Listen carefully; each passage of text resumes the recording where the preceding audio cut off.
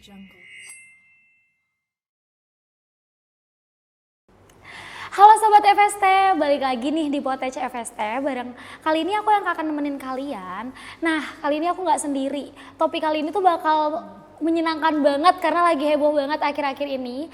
Kita bakal bahas e-commerce yang lagi hype banget nih akhir-akhir ini. Pasti kalian juga tahu dong dari info-info di media sosial dan segala macam itu lagi hype banget akhir-akhir ini. Nah, kali ini aku ditemenin sama Ibu Rektor kita nih. Boleh perkenalan dulu Kak Ibu? Oke, halo Sobat FST, nama saya Ibu Lima Jatini, biasa dipanggil Titi. Sangat senang bisa hadir di sini. Ya. Oke, jadi buat Sobat FST yang belum tahu, Bu Titi ini adalah Rektor 1 ya Bu ya? Rektor 1 di Budi, Sobat FST. Ngeri-ngeri sedap ya, tapi nggak apa-apa. Oke Bu, kali ini kita bakal, Ibu juga tahu kali ya isu-isu e-commerce akhir-akhir ini yang heboh banget dan dampaknya ke UMKM ya. Kayak Ibu akhir-akhir ini sebelumnya aku boleh tahu nggak sih kesibukannya apa? Kesibukannya di kampus. Di kampus sebagai aja rektor, ya selain sebagai rektor kan memanage kampus secara operasional, juga mengajar sebagai dosen. Ya. Oh my god, sebagai dosen juga? Dosen juga. Dosen ya. di jurusan apa Bu? Di ekonomi, Fakultas Bisnis, Ekonomi Akuntansi. Nah. Oke, pantesan kita nggak ketemu ya, beda. Iya, nanti ketemunya di wisuda ya. Iya. Oke, Ibu, berat gak sih jadi rektor, terus dosen juga? Enggak sih, karena memang saya senang mengajar. Senang mengajar. Jadi nggak ada beratnya, senang, happy malah. Iya. Karena Iya, ketemu mahasiswa-mahasiswa gitu ya, happy. Nah. Iya, emang biasa kalau kita happy bakal enjoy aja ya Bu Enjoy ya, aja, nggak usah iya. dipikirin ya, nggak Walaupun jadi banyak pusing. kerjaan ya. Oke, Ibu punya nggak sih pengalaman mungkin berjualan atau mungkin teman Ibu ada yang berpengalaman di bidang berjualan kayak gitu? Berjualannya di e-commerce mungkin ya. Iya, mungkin di e-commerce secara Iya. online maupun offline sih. Iya, ada sih banyak. Banyak ya? Mahasiswa kita juga banyak yang punya bisnis online gitu. Jadi sebenarnya e-commerce itu kan sudah berkembang mulai tahun 1999, sekitar awal 2000-an. Di mana internet sudah mulai masuk di Indonesia. Kalau di luar negeri lebih lama lagi ya. Kita di Indonesia sekitar awal tahun 2000-an. Nah, ini yang merubah paradigma seseorang untuk berbelanja. Tadinya berbelanja ke pasar, ke toko, supermarket, melihat ya, meraba, merasakan gitu. Sekarang sudah tinggal klik, pilih gambar, tinggal kirim gitu. Jadi memang dengan perkembangan internet, perubahan juga terjadi pada saat berbelanja gitu. Ya. Tapi emang si e-commerce sekarang tuh buat kita yang mageran ya Bu, buat Gen Z nih apalagi nih, saya tersendiri. Saya sekarang sih jujur lebih suka belanja di e-commerce sih ya teman-teman ya. Soalnya kayak sambil rebahan kita bisa sambil scroll, sambil check out, tinggal transfer beres. Nggak perlu capek-capek lagi. Nggak capek, terus nggak harus keluarkan bensin atau ongkos untuk ke mall, ke pasar gitu ya. Memang memudahkan kita. Kemudahan itu yang membuat e-commerce berkembang pesat di Indonesia dan juga di dunia. Iya, apalagi akhir-akhir ini semenjak COVID ya Ibu, Ya. e-commerce tuh berkembangnya Benar. pesat banget. Iya. Pada saat COVID, di mana kita nggak bisa keluar, wah ini semua orang belanjanya semua pakai e-commerce. Iya, ya. buat kita yang buta sama teknologi waktu COVID tuh dipaksa mau nggak mau harus nggak mau ngerti. belajar.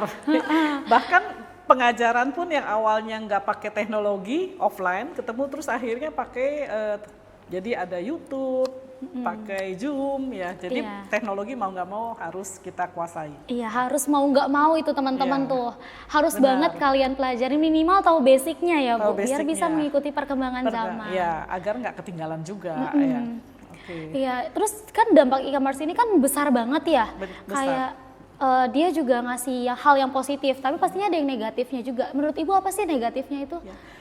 Di samping kelebihan, kalau kita belanja e-commerce kan praktis tadi, nggak perlu keluar ongkos, nggak perlu waktu, tenaga, pergi sambil tiduran gitu udah bisa belanja.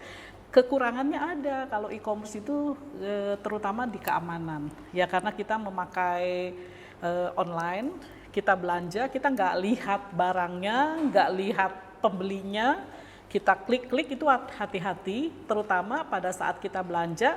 barang itu murah sekali, lebih murah dari harga pasar. Nah itu hati-hati, jangan-jangan itu penjualnya fiktif gitu. Jadi banyak tuh tertipu pada saat dia setelah membayar barangnya nggak datang-datang. Jadi harus benar-benar hati-hati, jeli melihat belanja di e-commerce. Berarti selain ya enak, padahal sambil lihat-lihat sambil tap aja gitu, tapi harus hati-hati juga, harus lebih teliti juga. Benar. Ya berarti ya. Oke, untuk e-commerce ini kan maksudnya untuk yang berdagang ya kan sekarang juga ada yang online maupun offline. Kadang ada beberapa pedagang offline yang seperti mungkin yang udah punya umur itu kan nggak ngerti ya untuk gimana cara pakai teknologi sampai dia bisa ngikutin perkembangan e-commerce itu. Itu Ibu ada nggak sih kayak saran gimana biar mereka bisa tetap mengikuti perkembangan zaman tapi lebih mudah gitu? Ya, sekarang kan e-commerce juga berkembang, nggak sulit-sulit ya. Belanja itu melalui Instagram juga bisa, WhatsApp juga bisa, ke e-commerce juga bisa. Sebenarnya sekarang ibu-ibu walaupun yang tidak menguasai teknologi, kalau hanya untuk belanja, pesen GoFood atau apa itu mudah sekali ya. Jadi bahkan saya mendengar banyak ibu-ibu yang sudah usia 50 ke atas, 60 ke atas bisa memesan GoFood, Gojek gitu. Jadi dipermudah, saya rasa sekarang lebih mudah sih. Asal dikasih tahu, diinfokan sebentar aja udah bisa. Cuma mungkin gak usah yang terlalu canggih, hanya pesen, bayar gitu, udah bisa. Kadang bayarnya juga di rumah ya Ibu ya? Iya, kadang bisa juga di rumah, nggak harus melalui kartu kredit atau apa. Jadi. Oke, untuk e-commerce ini kan banyak ya, akhir-akhir ini dulu tuh yang awal-awal muncul e-commerce tuh paling kayak Shopee, Tokopedia, Blibli. Nah sekarang isu-isu terakhir ini, beberapa bulan terakhir ini kan kita ada TikTok Shop, media sosial tapi dia juga ada e-commerce-nya. Nah menurut Ibu perkembangan TikTok Shop itu mengancam nggak sih sebenarnya? Ya, awalnya TikTok kan belum lama masuk di Indonesia, awalnya e-commerce yang lain. Kemudian pas TikTok masuk, wah langsung meledak. Kenapa? Mereka sebenarnya izinnya itu sebagai sosial media. Jadi bukannya e-commerce gitu. Jadi makanya kemarin pemerintah melarang bahwa TikTok itu nggak boleh melakukan penjualan di dalam TikTok Shop di sosial media mereka karena memang izinnya sosial media, hanya sosial media. Jadi sekarang mereka menjadi social commerce gitu ya. Kenapa bisa berdagang? Nah, ini yang akhirnya memunculkan, men-trigger pengusaha-pengusaha muda, pengusaha-pengusaha UMKM kita merasa kalah saing.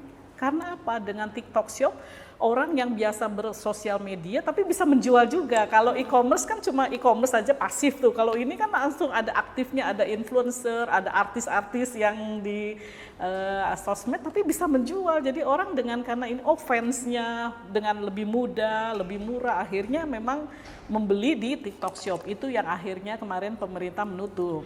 Pemerintah menutup tuh karena izinnya, dan juga memang bisa mengancam para pelaku UMKM. Iya, gitu. Soalnya juga kemarin tuh di berita yang pas, kalau nggak salah ditutup tanggal 3 Oktober tahun 2023, itu di berita tuh yang saya baca, banyak banget tuh katanya di pasar, di Mangga 2, Mangga 2, Tanah Abang sepi. Iya, Tanah Abang sepi gitu, karena sekarang gitu. belanjanya di TikTok Shop gitu, sampai omsetnya luar biasa, satu hari omsetnya sampai miliaran. Ada satu TikTok Shop itu sampai miliaran. Iya, gitu. Influencer di TikTok Shop tuh gampang banget dapatin duit dari mereka jualan, dari mereka bikin video, cuman modal handphone di depan, dia di rumah duduk. Makanya mungkin sekali. Karena itu juga kali ya yang pedagang UMKM pada merasa terancam. Iya. Tapi sekarang TikTok Shop kan dibuka kembali.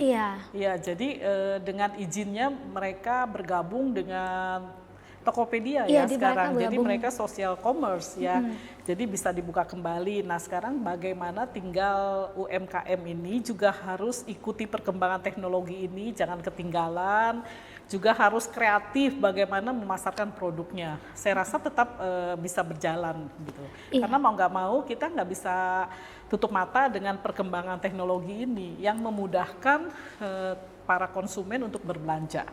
Gitu. Tapi emang iya sih kalau kita nggak mengikuti itu bakal ketinggalan banget ya. Sebuah perusahaan yang tidak mengikuti perkembangan teknologi, tidak mengetahui ide-ide kreativitas dari para pesaing bisa ketinggalan. Makanya itu harus terus berinovasi. Bagaimana mendapatkan ide baru untuk memasarkan produknya supaya menarik gitu. Jadi dan mengikuti juga perkembangan teknologi sekarang, apalagi Gen Z ya, Iya, semuanya belinya nggak ada yang ke pasar, belinya online gitu.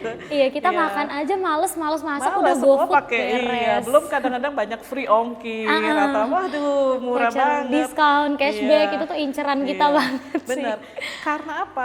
Bisa lebih murah karena mereka yang menjual di online shop kan dia nggak perlu bayar sewa gedung, nggak sewa mall yang mahal per meter square aja berapa gitu kan. Jadi mereka bisa menekan harga. Nah ini yang harus dipikirkan oleh pelaku UMKM juga ya. Bagaimana tidak kalah bersaing dengan TikTok Shop gitu, dengan e-commerce gitu. Tapi menurut Ibu dengan adanya TikTok Shop ini, e-commerce, dan sekarang juga kan rame banget nih orang berjualan di live streaming ya. Nah itu menurut Ibu tuh malah membuka lapangan kerja juga nggak sih buat kita semua? Banyak sekali mahasiswa kita juga menjadi influencer ya, memasarkan produk-produk di TikTok. Jadi itu membuka peluang banyak dan memang sebenarnya ada keunggulan juga. Para pelaku UMKM juga bisa memasarkan produknya langsung ke konsumen.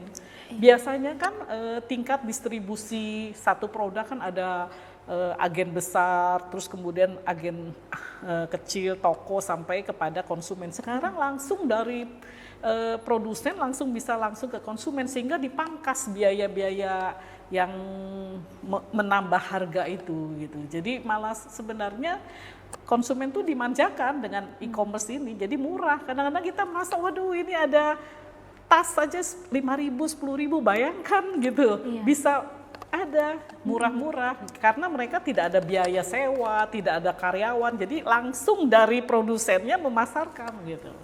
Iya, dibanding Iya. kalau kita beli juga emang kadang harga pas beli langsung juga kadang agak-agak ya Bu ya, soalnya murah, kayak tas nih biasa kita beli di e-commerce misalnya cuma 100.000, tapi Iya. kita beli bisa di 2,5, 300 ribuan. Makanya itu kenapa orang-orang lebih milih belanja di e-commerce.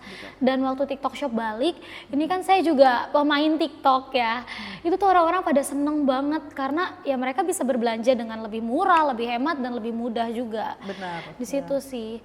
Jadi Ibu setuju ya kalau misalnya e-commerce ini bisa membuka lapangan pekerjaan juga nih buat kita-kita. Membuka justru Iya. kesempatan juga bagi mahasiswa yang masih kuliah tapi punya usaha. Nggak apa-apa, kita usaha di TikTok, di online shop, di e-commerce itu tidak mengganggu kuliah karena kan waktunya bisa dibagi Bisa ya. diatur Jadi sendiri diatur ya. sendiri sesuai waktu luang gitu. Jadi bagus sekali. Intinya mahasiswa juga bisa mendapatkan income pada saat menjadi mahasiswa, pada Iya, saat benar. kuliah gitu. Jadi lumayan uang jajan tambahan. Uang jajan, rupanya udah dapet ya. Iya. Wah, ini influencer kita juga nih. Iya, soalnya saya juga bekerja di bagian live streaming juga. Live soalnya. streaming, Ha-ha. oke. Iya. Emang itu juga jujur menguntungkan banget sih, dengan kita cuma bekerja satu hari cuma 3-6 jam, dan itu tuh omsetnya ya bisa hitungannya tuh lumayan buat kita yang Lumayan. part time. Jadi buat teman-teman nih, daripada menyalahkan dengan perkembangan teknologi, daripada kita menyalahkan ya Ibu, mendingan kita mengikuti aja gitu ya. Iya. Kita mau nggak mau kita mengupgrade diri kita, jangan cuma teknologi aja nih yang maju, diri kita juga harus maju biar bisa ikut perkembangan Setuju. teknologinya Iya. ya. Kayak gitu. Terus Ibu ada saran gak nih, kan ada Gen Z ini nggak cuman, maksudnya Gen Z ini kan banyak ya, kayak mereka tuh nggak semuanya tuh positif, ada juga yang kayak males, gue ngapain gitu-gituan, nah gitu kan. Ibu ada nggak sih saran buat teman-teman yang kayak gitu? Jadi sebenarnya gini, sebagai seorang mahasiswa, sebagai generasi Z, itu kita memang harus terus mengikuti. Ya tadi perkembangan zaman mengikuti, tapi perkembangan diri kita improve ya. Jadi kalau seseorang kita harus bisa multitasking ya. Jadi hari ini kita sebagai mahasiswa, tapi kita juga bisa sebagai usahawan, UMKM, sebagai influencer, sebagai apa gitu ya. Pokoknya jadi dalam satu kesempatan, dalam satu hari itu kita bisa multitasking, bisa melakukan banyak hal gitu. Jadi terus ya sebagai generasi Z terus memaksimalkan potensinya, karena potensi generasi Z itu luar biasa. Kalah kalau kita orang zaman baby boomers ya, generasi Y udah kalah gitu dengan sekarang anak-anak dengan generasi Z. Itu orang yang multitasking dan multitalenta, memiliki kemampuan banyak luar biasa. Karena terlahir di era yang memang sudah perkembangan internet, teknologi udah berkembang gitu. Jadi dari kecil aja udah luar biasa gitu, pemahamannya cepat sekali menguasai. Bener gitu. banget. Adik saya juga masih kecil udah ngerti belanja online. Aduh, pusing banget. Berarti ini kita yang Gen Z nih, kita kalau telat sedikit itu persaingannya kan sulit ya. Kita telat sedikit itu pasti ketinggalan ya Bu ya. Berarti mau nggak mau kita harus seenggaknya berdampingan sama teman-teman Gen Z yang lainnya. Jadi kalau misalnya nih teman-teman yang lainnya udah ngerti nih gimana caranya main TikTok, ya kamu jangan cuma main WA doang. Ya, gitu sih. Menurut jadi aku sih sayang gitu. sih kalau jadi handphone kita, smartphone kita dimaksimalkan. Jangan hanya untuk melihat gosip, berita gitu ya, yang tidak maksimal gitu. Tapi bagaimana handphone ini digunakan untuk menambah income, untuk uang jajan gitu, membantu orang tua, wah itu bagus sekali. Jadi dimaksimalkan penggunaan handphone untuk hal-hal yang produktif dan positif. Mungkin selain belajar ya di ilmu pengetahuan, mata kuliah, ditambah lagi kalau ada sampingan usaha tambahan gitu untuk nambah uang jajan, bagus sekali gitu. Itu kreatif sekali sebagai mahasiswa ya. Tapi saya juga bangga sih sama teman-teman saya yang Gen Z nih, mereka udah bisa menghasilkan income sendiri per bulannya, ya kan. Padahal kan saya juga yang seumuran tuh baru lulus hitungannya, baru lulus SMA, sekarang baru masuk kuliah. Kayak sudah keren dapat aja. Income ya. Udah keren biasa aja gitu. Meskipun emang nggak gampang ya Bu ya. Tapi kan seenggaknya kalau kita udah bisa mengikuti zaman, kita udah bisa mengupgrade diri, itu juga keuntungannya buat kita sendiri, bukan buat orang-orang, bukan buat teman-teman yang lain, kayak gitu. Ya, kedepannya juga kalau kita bekerja di perusahaan itu udah pakai remote ya. Makanya kita sering lihat di kafe-kafe, di Starbucks, di mall misalnya, di kafe yang terutama banyak orang bawa laptop, komputer itu bukan main-main mereka, tapi sedang bekerja gitu. Jadi sekarang bekerja tuh udah nggak harus di office ya. Juga para pengusaha ya, para yang pemilik perusahaan sudah bisa memanfaatkan kafe atau apa untuk karyawannya. Jadi nggak perlu menyewa ruko, menyewa gedung yang besar dan mahal. Tapi mereka karyawan itu yang penting dari target, dari tugasnya diselesaikan, tapi bekerja di mana saja. Jadi dua-duanya win-win, happy juga. Perusahaan tidak perlu menyewa gedung yang besar, space yang besar, yang mahal, tapi karyawan juga bisa happy, bisa bekerja di mana saja, nggak terkungkung dengan harus pergi pagi sampai sore. Yang penting tugas diselesaikan. Jadi dia bisa bekerja di mana aja. Kedepannya seperti itu. Ya sekarang juga udah banyak yang kayak gitu semenjak COVID juga ya, itu perkembangan teknologi kan, itu parah semuanya WFH, kerja di rumah, lama-lama kerja di kafe gitu. Bener banget, waktu itu sempat ada tren WFB, work from Bali Bu. Ya, work from Bali, jadi di Bali sambil di pantai, sambil di pantai kerjaan sambil kerja. beres, uang dapat, holiday dapat, wah asik juga ya. Kalau kata anak zaman sekarang tuh work life balance Bu ya. Work life balance itu penting katanya. Kata anak sekarang sih begitu, penting biar nggak stres, biar mental juga tetap aman ya katanya. Oke. Ibu ada pesan nggak sih buat teman-teman di luar sana mungkin nih terkait perkembangan teknologi sekarang dan juga perkembangan di dunia ekonomi juga nih? Ya, jadi untuk Sobat FST ya benar ya, Sobat FST dan semua generasi Z ya. Ikuti perkembangan zaman, ikuti perkembangan teknologi, terus improve diri kita selaras menyesuaikan dengan perkembangan teknologi, di samping meningkatkan talenta dan juga multitasking ya, karena memang seorang generasi Z adalah multitasking ya, kita maksimalkan. Jadi sebagai seorang mahasiswa tapi mempunyai penghasilan, sebagai seorang karyawan ada tambahan penghasilan. Jadi bukan disebut nanti one income tapi bisa triple income ya. Jadi bagus sekali. Jadi tetap semangat ya, dan Terima kasih. Oke, Ibu, terima kasih ya atas waktu dan kesempatannya. Ibu mungkin bisa kita promosiin kampus kita boleh kali ya? Boleh dong, Karena ya. adik-adik kelas saya nih banyak banget nih yang tanya, kok Cici bisa sih kuliah sambil kerja, di mana kuliahnya? Banyak nih yang belum tahu, Ibu. Boleh banget dipromosiin Oh mungkin. ya, oke, baik bagi adik-adik semua yang ingin mencari kampus, silakan kuliah di UBD. UBD adalah kampus yang terbaik ya, dan bisa memanfaatkan waktu yang dimiliki. Misalnya mau kuliah sore sambil paginya kerja boleh, atau kuliah pagi sorenya bekerja boleh. Jadi silakan bagi adik-adik yang ingin mendaftar, silakan datang ke kampus UBD dan menjadi mahasiswa UBD dengan senang hati. Ya. Ayo buruan daftarin diri kalian ke UBD, teman-teman, biar apa? Biar kalian bisa dapetin gelar, nanti kalian lulus, kalian dapetin gelar, terus kalian juga dapetin pengalaman. Jadi nggak ada tuh pusing-pusing fresh graduate diterima, tapi minimal pengalaman 2 tahun.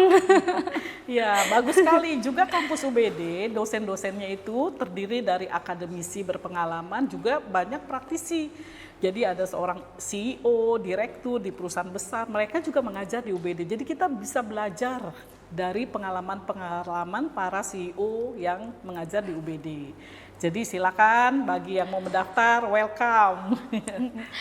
Oke, mungkin segitu aja dulu Ibu ya Thank pembicaraan you. kita kali ini. Terima kasih Ibu Terima atas kasih waktunya. banyak atas kesempatannya. Selamat siang. Halo, bye-bye semuanya. Bye-bye. See you in the See you. next, apa namanya, potage.